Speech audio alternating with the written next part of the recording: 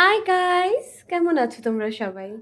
দেখো, আজকের ওয়েদারটা কিন্তু খুব সুন্দর। এরকম একটু ঠান্ডা ঠান্ডা পড়লেই গরমের মধ্যেই মনটা একটু চপ করে। এবার চপের জন্য আজকে দেখলাম ফ্রিজে বেশ একটু মোচা পড়ে আছে।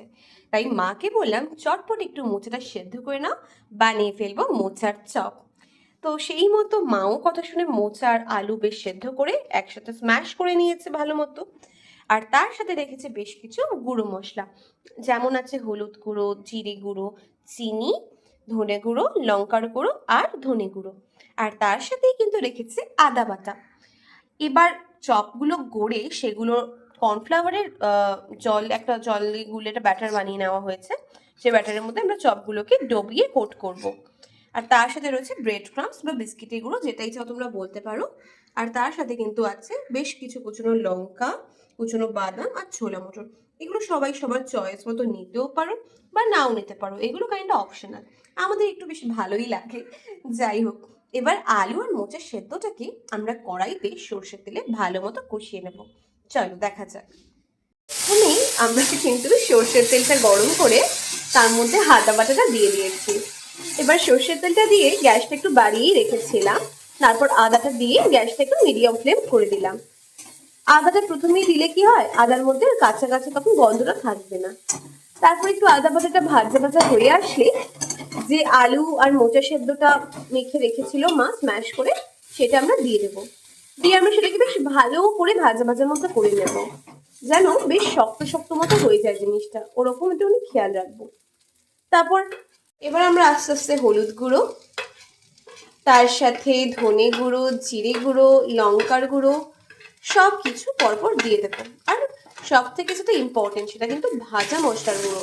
সেটা কিন্তু আমাদেরকে একদমই স্কিপ করলে চলবেই না, কারণ যে কোনো চপের উপকরণে ভাজা মশলার গুঁড়োটা কিন্তু দিলে বেশ ভালো লাগে। আমরা যদিও এই ভাজা মশলার গুঁড়োটা আমার মা বাড়িতেই সব মশলা হালকা খোলায় ভেজে একদম বেটে রেখেছিল। তোমরা চাইলে বেটেও নিতে পারো বা কিনেও আনতে পারো। দেখো, এবার একদম আমরা বাদাম, ছোলা, মটর সব দিয়ে মোচাটাকে কত সুন্দর কষিয়ে দিয়েছি। কত ইয়াম লাগছে না দেখতে, আমার তো মনে হচ্ছে এক্ষুনি আমি এটা দিয়ে রুটি খেয়ে নিই।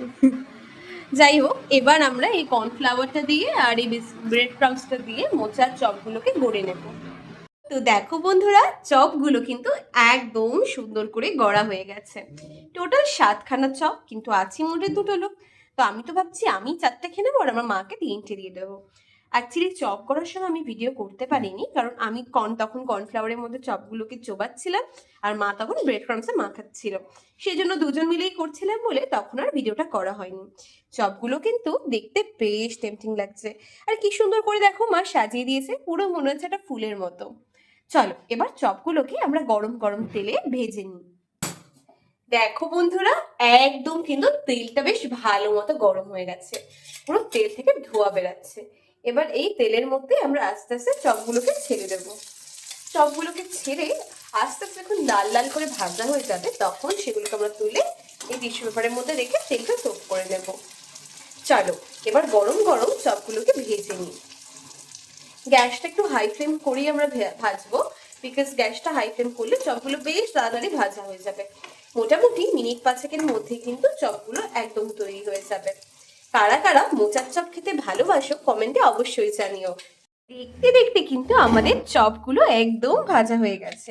এবার আমরা একটুখানি বিট নুন ছড়িয়ে বা তোমরা চাইলে চাট মশলাও ছড়িয়ে সার্ভ করে নিতে পারো। দেখো গরম গরম মোচার চপগুলো কি যে ভালো লাগছে।